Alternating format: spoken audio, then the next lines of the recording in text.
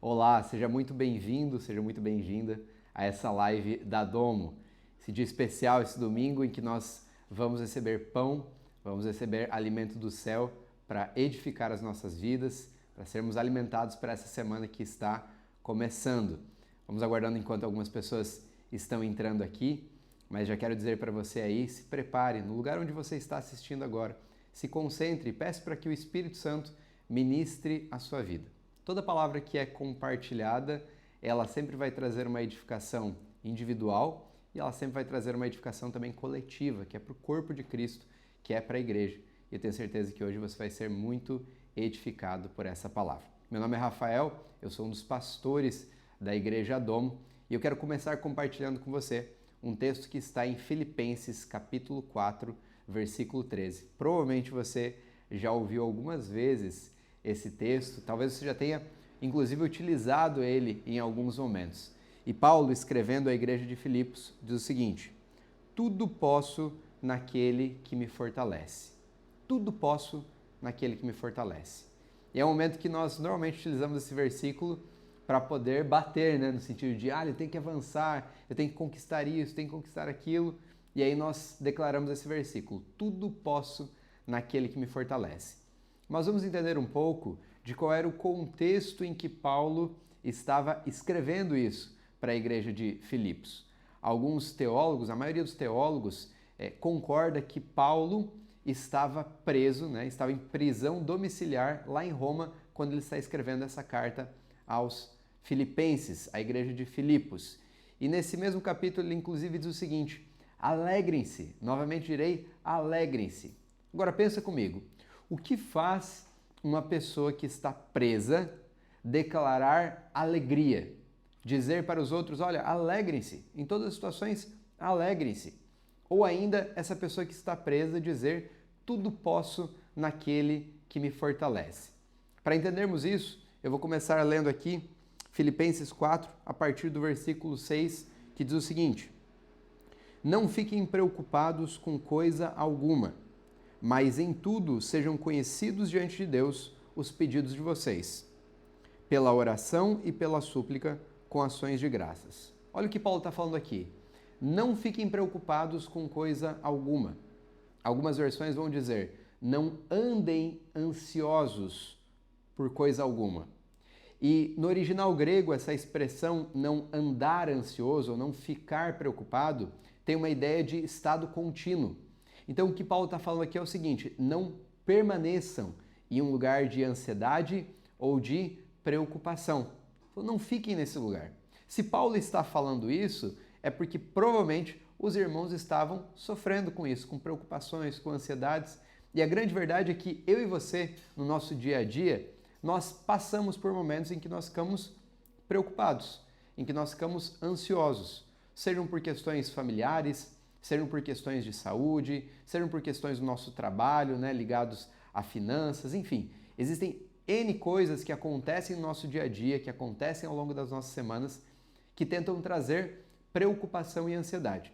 E a grande verdade é que não tem problema eu e você passarmos por um momento de preocupação ou ansiedade. Mas o que Paulo está falando aqui é o seguinte: não permaneçam nesse lugar. O próprio Jesus disse que nós teríamos aflição nesse mundo. Então nós teremos sim aflições. Mas ele disse também o seguinte: olha, tenha um bom ânimo, porque eu venci o mundo. Ou seja, as aflições vão aparecer, as preocupações vão aparecer, as ansiedades vão aparecer, mas vocês não devem permanecer nesse lugar. E o que nós talvez perguntemos nesse momento é, mas como que eu saio desse lugar de ansiedade e preocupação?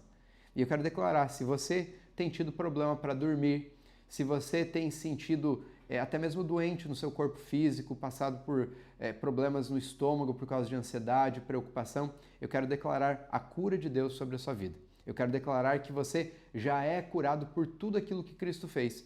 E você pode experimentar a paz que excede todo o entendimento, desde que você creia e receba a palavra. Como que Paulo então nos fala que nós devemos agir diante dessas circunstâncias de preocupação? Ele fala, olha, não fiquem nesse estado de preocupação e ansiedade, mas em tudo sejam conhecidos diante de Deus os pedidos de vocês. O que Paulo está dizendo então? Vocês precisam apresentar para Deus essas situações. Mas preste atenção, meu irmão e minha irmã. Você não apresenta isso de qualquer forma. Paulo não está nos encorajando aqui a contarmos os nossos problemas para Deus, a chegarmos com uma lista de lamúrias, né, de situações tristes da nossa vida, expondo elas a Deus. Deus ele já conhece todas as coisas, mas Paulo ele nos passa uma fórmula, um formato em que nós devemos apresentar essas preocupações e ansiedades. E ele diz o seguinte: apresentem os pedidos de vocês pela oração e pela súplica com ações de graça. A oração fala de um posicionamento em que nós entendemos que eu não devo apresentar minhas preocupações e ansiedades para o meu cônjuge, ou para o meu patrão, ou para qualquer outra pessoa esperando dela algum tipo de auxílio, socorro ou resolução. Mas eu tenho que apresentar para Deus. Então fala de um posicionamento. A súplica fala desses pedidos específicos que nós temos e que de contínuo nós devemos estar relatando a Deus. Quantas vezes, né, nós passamos por problemas no nosso dia a dia e nós contamos primeiro para o nosso vizinho, depois para o nosso cônjuge, depois para o nosso amigo, depois para os colegas de trabalho e talvez lá na quinta, sexta, sétima, 10ª posição nós falamos para Deus. O que Paulo está encorajando a dizer é o seguinte: apresentem tudo isso para Deus. Vocês vão apresentar com orações e súplicas, mas tem um recheio. E o recheio que faz toda a diferença quando nós estamos apresentando as nossas petições diante de Deus é a ação de graças. Ele falou: façam orações, façam súplicas, apresentando suas preocupações e ansiedades, mas façam isso com ações de graça. O que são ações de graça?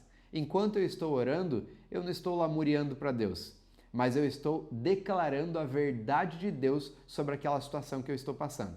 Por exemplo, de repente você está doente. Qual é a oração correta a fazer? Obrigado, Pai, porque Cristo Jesus já levou sobre ele todas as minhas dores e todas as minhas enfermidades, e por isso eu sou curado. Você entende que é diferente? Porque você está concordando com a própria palavra de Deus. Você está apresentando sim uma situação que está sobre o seu corpo naquele momento, mas sobre aquela situação você está dizendo: eu creio que Cristo Jesus já levou todas as minhas doenças e as minhas enfermidades. Isso é você apresentar suas orações e súplicas com ações de graças. Obrigado, Pai, porque o meu cônjuge é abençoado, meu esposo é abençoado, minha esposa é abençoado. Obrigado, Pai, pela vida dos meus filhos, porque eles são filhos educados, porque eles são filhos inteligentes, porque eles são filhos obedientes. Você entende que você está agradecendo e você está concordando com a palavra de Deus enquanto você ora. Isso é orar com ações de graça. Então você não deve concordar com aquilo que não é a verdade enquanto você faz oração, mas você precisa concordar com a palavra de Deus. Obrigado, Pai, porque eu tenho alegria em Ti. Obrigado, Pai, porque você me guarda debaixo das suas asas. Em Ti eu tenho proteção.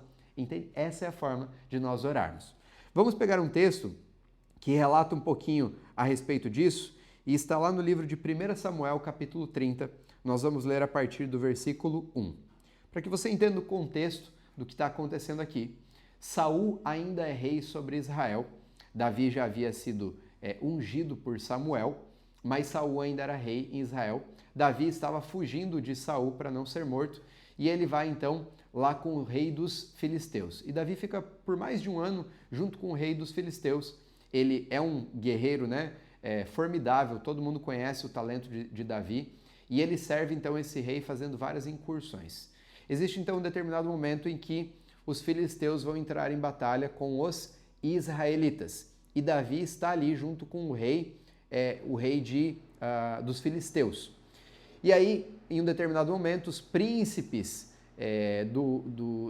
da Filisteia, os príncipes dos filisteus, eles vão para o rei e eles falam o seguinte: não permita que Davi vá batalhar conosco, porque durante a batalha ele pode se voltar contra nós e nos atacar, ficar em favor dos israelitas. Então eles ficaram com medo de Davi e eles então pedem para que o rei mande Davi embora. O rei chega até Davi e fala: Davi, vai embora, os príncipes não estão querendo, né, que você fique aqui na batalha, eles estão com medo. E Davi ainda questiona, fala: poxa, mas nesse tempo todo que eu tenho estado com você, eu tenho dado algum motivo de desconfiança? Mas ainda assim o rei pede então para que ele volte. O rei havia dado uma cidade para Davi e para os homens de batalha que estavam junto com Davi, que é a cidade de Ziclag. E aí olha o que acontece no versículo 1. Davi então está voltando para Ziclag. Aconteceu que ao terceiro dia, quando Davi e os seus homens chegaram a Ziclag, os amalequitas já tinham invadido o sul e a cidade de Ziclag. Tomaram Ziclag e a incendiaram. Levaram cativas as mulheres que lá estavam, mas não mataram ninguém, nem pequenos nem grandes. Tão somente os levaram consigo e foram embora. Davi e os seus homens chegaram à cidade e viram que tinha sido queimada, e que as suas mulheres, os seus filhos e as suas filhas haviam sido levados cativos. Então Davi e o povo que estava com ele ergueram a voz e choraram, até não terem mais forças para chorar. Também as duas mulheres de Davi tinham sido levadas, Ainoã, a jezreelita, e Abigail, a viúva de Nabal, o carmelita. Davi ficou muito angustiado, pois o povo falava em apedrejá-lo, porque todos estavam amargurados, cada um por causa dos seus filhos e suas filhas. Então veja bem, Davi está voltando com os guerreiros dele. Ele chega na sua cidade e ele vê que a cidade foi queimada e todas as pessoas que lá estavam, todas as suas esposas, os seus filhos, de todos aqueles guerreiros haviam sido levados cativos, tinham sido sequestrados, levados pelos amalequitas. E a Bíblia diz que eles começam a chorar e eles choram tanto até não terem mais forças para chorar. Tenta imaginar essa situação. Você volta para sua cidade e sua esposa, os seus filhos são levados, de todos os seus amigos, todos são levados cativos. O que Davi deveria fazer naquele momento? Provavelmente já perseguir os amalequitas, ir atrás deles, até porque Davi era um grande guerreiro. Eu quero que você entenda o seguinte, naquela época não havia guerreiro como Davi, não havia um exército como o exército de Davi. Ele tinha o favor do Senhor sobre ele e ele era um exímio guerreiro, ou seja, ele tinha toda a capacidade natural de perseguir os amalequitas. Mas a Bíblia diz aqui que eles estavam angustiados. Alguns estavam pensando, inclusive, em apedrejar Davi, de tão angustiados, porque no momento em que nós estamos passando por tribulações, a gente tem a tendência de ficar meio perdido, as pessoas ficam meio perdidas e elas começam a culpar todo mundo, a ficar magoadas com todo mundo, a cabeça das pessoas fica um pouco virada, Mas olha o que acontece aqui com Davi. Davi poderia se levantar então e falar, vamos perseguir os amalequitas. Mas a Bíblia diz o seguinte, mas Davi se reanimou no Senhor, o seu Deus. Davi não se reanimou na capacidade que ele tinha para resolver aquele problema. Davi não se reanimou porque ele tinha uma conta bancária farta. Ele não se reanimou porque ele tinha amigos do lado dele. A Bíblia diz que Davi se reanimou no Senhor. Você precisa entender que existem momentos que você não vai encontrar ânimo em nenhum outro lugar a não ser em Deus, no seu Pai. Davi encontrou ânimo no Senhor. E aí o que ele faz quando ele encontra esse ânimo no Senhor? Davi disse a Abiatar, o sacerdote, filho de Aimeleque, traga aqui a estola sacerdotal. E Abiatar a trouxe a Davi. Então Davi consultou o Senhor dizendo, devo perseguir esse bando? Conseguirei alcançá-lo? O Senhor respondeu, persiga o bando, porque você certamente o alcançará e libertará os cativos. Então Davi, ele se reanima no Senhor e ele pede para o sacerdote vir com a estola sacerdotal. A estola sacerdotal era um colete que era utilizado, pelo sumo sacerdote. Você tinha ali nesse colete o Urim e o Tumim, que eram pedras ali utilizadas para saber a vontade de Deus. Então, naquele momento, Davi ele quer consultar qual é a vontade de Deus.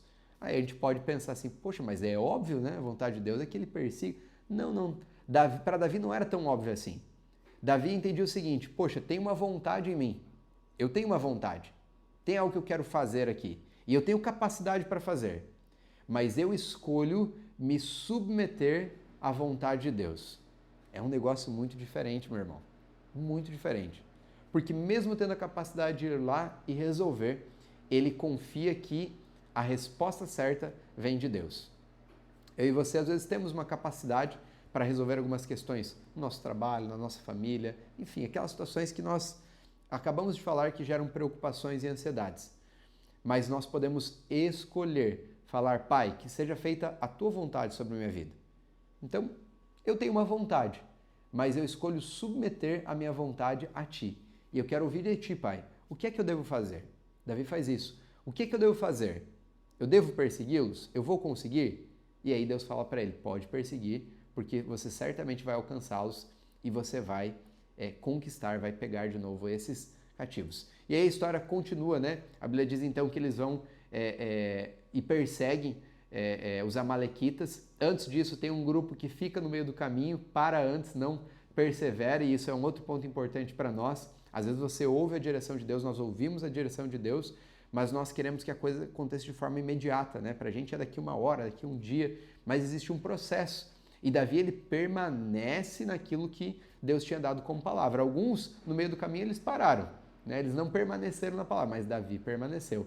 E eles, então, recuperaram os cativos, pegaram lá os despojos de guerra. Enfim, você pode continuar a ler esse texto depois. O grande ponto aqui é o seguinte, Davi passa por uma angústia. Ele passa por um momento de preocupação profundíssimo. Mas ele escolhe submeter a vontade dele a Deus. Ele escolhe apresentar essa ansiedade, essa preocupação a Deus, sabendo que Deus teria a resposta certa. Vamos acompanhar comigo agora 1 Pedro, capítulo 5, a partir do versículo 6. 1 Pedro 5 diz o seguinte, a partir do versículo 6. Portanto, humilhem-se debaixo da poderosa mão de Deus, para que ele, em tempo oportuno, os exalte. Lancem sobre ele todas as suas ansiedades, porque ele cuida de vocês. Sejam sóbrios e vigilantes.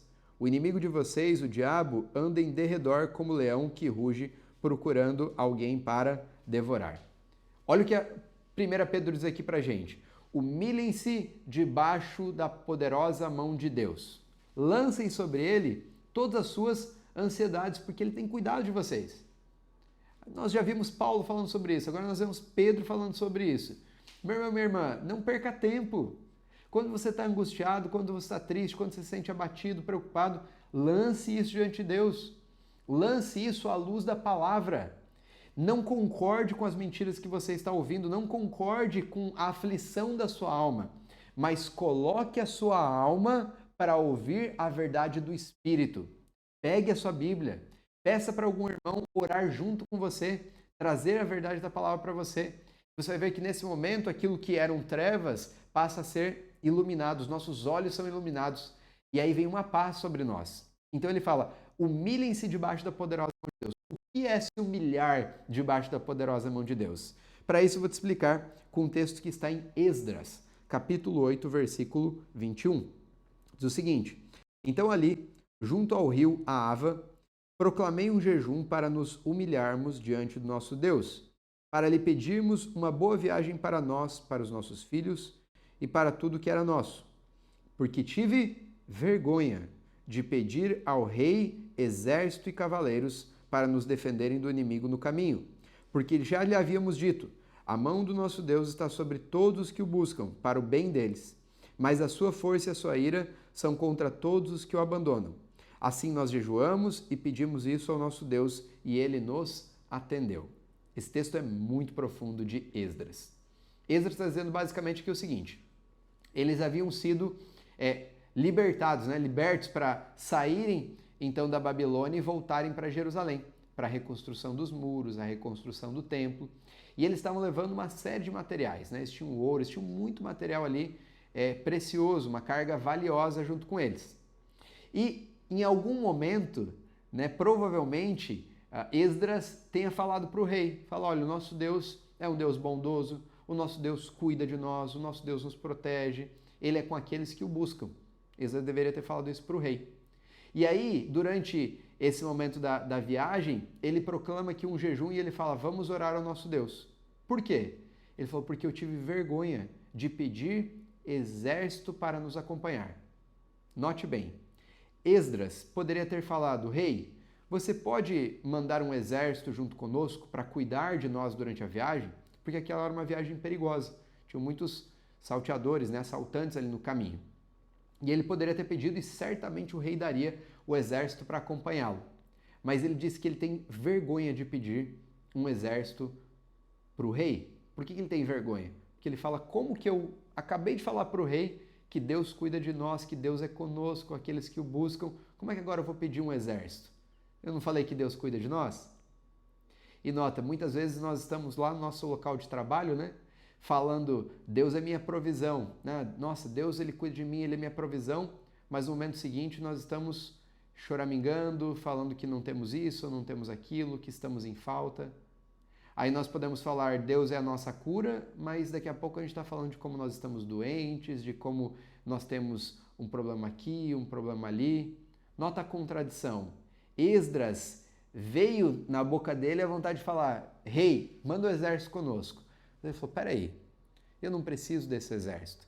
Eu já declarei a verdade é que Deus cuida de nós, então eu não preciso pedir um exército para o rei. Nota, Esdras tinha uma escolha. Ele poderia pedir, ele teria o favor de receber um exército, mas ele decide se humilhar debaixo da poderosa mão de Deus. Humilhar-nos debaixo da poderosa mão de Deus é nos submetermos à verdade da palavra dele. Enquanto a nossa alma quer dizer para nós reclamarmos, gritarmos, murmurarmos, a verdade do Espírito diz outra coisa. Todos os dias, nós vamos ter a escolha de ouvir a nossa alma ou ouvir o nosso espírito.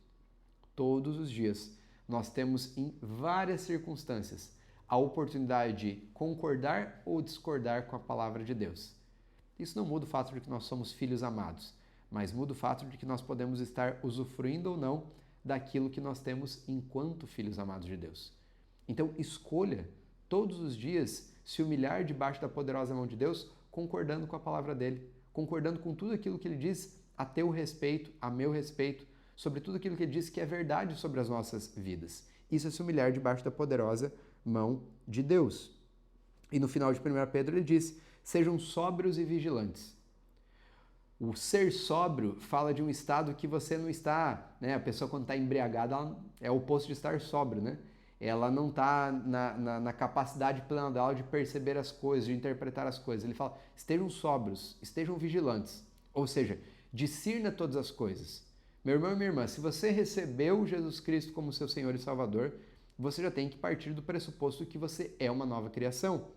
Você é um ser espiritual. E você precisa discernir as coisas de forma espiritual, enxergar de uma forma diferente. E eu quero declarar sobre sua vida os seus olhos espirituais abertos para que você discirna tudo o que está acontecendo na sua vida. As coisas não acontecem de forma natural. O que é natural foi criado a partir daquilo que é espiritual. Então você tem que estar atento, tem que estar vigilante. De repente tem uma situação acontecendo ali na sua família e você tem que discernir, peraí, qual é o espírito que está agindo aqui? E você precisa repreender esse espírito. E você precisa se posicionar de acordo com a palavra de Deus e não entender que é uma coisa simplesmente natural acontecendo. Sejam sóbrios e vigilantes. E por último, nós vamos voltar para o texto de Filipenses e vamos ler novamente a partir do versículo 6. Não fiquem preocupados com coisa alguma, mas em tudo sejam conhecidos diante de Deus os pedidos de vocês pela oração e pela súplica com ações de graça. Olha o que vai acontecer a partir disso, versículo 7. E a paz de Deus, que excede todo entendimento, guardará o coração e a mente de vocês em Cristo Jesus. Ou seja, quando eu apresento diante de Deus todas as situações, não murmurando, mas eu apresento crendo que eu já tenho o favor dele, crendo que ele me ouve e que ele responde às minhas orações, fazendo isso com ações de graça, ele diz, quando vocês fazem isso, aí a paz que excede todo entendimento. Não é uma paz irracional. É uma paz que está além do racional. Está acima do racional. É uma paz que quando você olha as circunstâncias de forma natural, você fala, eu não vejo possibilidade de resolver, eu não vejo uma saída, mas eu escolho não olhar para a situação natural. Eu escolho crer na palavra de Deus. Então você está olhando acima das nuvens, está olhando para um lugar que é um lugar de segurança. É uma paz que ninguém consegue explicar. Por isso que é a paz que excede todo entendimento. Naturalmente você fala, poxa, eu não vejo situação. Mas crendo na palavra, declarando a palavra, crendo que Deus responde suas orações, essa paz que excede todo entendimento, ela guarda o nosso coração e a nossa mente. Aí você consegue dormir em paz. Aí você consegue andar em alegria, mesmo quando tudo ao seu redor indica o contrário. É uma paz que excede todo entendimento. Finalmente, irmãos, tudo que é verdadeiro, tudo que é respeitável, tudo que é justo, tudo que é puro, tudo que é amável, tudo que é de boa fama, se alguma virtude há e se algum louvor existe, seja isso o que ocupe o pensamento de vocês. Olha o que Paulo está escrevendo há 2000 anos atrás. Ele está falando, toma cuidado com o que você está deixando ocupar os seus pensamentos. Porque o pensamento ele vem para mim e para você. Pensamento de preocupação e ansiedade. Mas você vai ficar andando nisso? Você vai permanecer nisso? Vai ficar alimentando essas coisas? Não. Paulo fala aquilo que é respeitável, aquilo que é amável, aquilo que é de boa fama, aquilo que tem virtude. Se há algum louvor, ocupe os seus pensamentos com isso. O que também aprenderam, receberam e ouviram de mim, o que viram em mim, isso põe em prática. Ele está falando, olha, vocês já receberam muita coisa de mim. Mas, além de receber essas verdades, vocês precisam caminhar nessas verdades. Meu irmão, você já recebeu Cristo Jesus. Aí eu pegar o texto de Paulo. Assim como recebestes a Cristo, permaneçam nele. Andem nele. Uma coisa é você receber, outra coisa é você andar. Davi recebeu a palavra de que ele iria conquistar, mas ele andou nessa palavra. Ele foi atrás dos amalequitas. Você recebeu uma série de verdades espirituais sobre a sua vida. Ande nessas verdades. Pratique essas verdades no seu dia a dia. E vou pular lá para frente. Aí ele diz o seguinte: fiquei muito alegre no Senhor, porque agora, uma vez mais, renasceu o cuidado que vocês têm por mim. Na verdade, vocês já tinham esse cuidado antes, só lhes faltava oportunidade. Digo isso não porque eu esteja necessitado. Paulo está falando sobre a contribuição que eles tinham para com ele. E ele fala, não estou falando essas coisas porque eu seja necessitado. Mas olha o que ele fala. Porque aprendi a viver contente em toda e qualquer situação. Opa! Aprendi a viver contente, aprendi a viver satisfeito, aprendi a viver alegre em toda e qualquer situação. Sei o que é passar necessidade e sei também o que é ter em abundância. Aprendi o segredo de toda e qualquer circunstância, tanto de estar alimentado como de ter fome, tanto de ter em abundância como de passar necessidade. E aí ele fala, tudo posso naquele que me fortalece. Paulo estava em um outro lugar. Ele falou, minha vida não é movida pelas circunstâncias naturais. Paulo estava preso, mas ele podia dizer, eu estou alegre. Paulo estava preso, mas ele podia dizer, eu tenho a paz que excede todo o entendimento. Por quê? Porque a confiança de Paulo não estava naquilo que ele estava vendo naturalmente. Não estava naquela circunstância natural. Mas a satisfação que Paulo tinha, a alegria que Paulo tinha, a paz que ele tinha, estava em Cristo Jesus. Ele tinha a segurança de que ele estava guardado em Cristo Jesus. E eu quero declarar sobre sua vida que você não vai mais ser dominado por ansiedade, você não vai mais ser dominado por preocupações, você não vai mais perder o seu sono. Confie na palavra. Apresente seus pedidos diante de Deus, com orações, súplicas e ações de graça. Lance sobre ele toda a sua ansiedade, porque ele tem cuidado de você. Continue abençoado.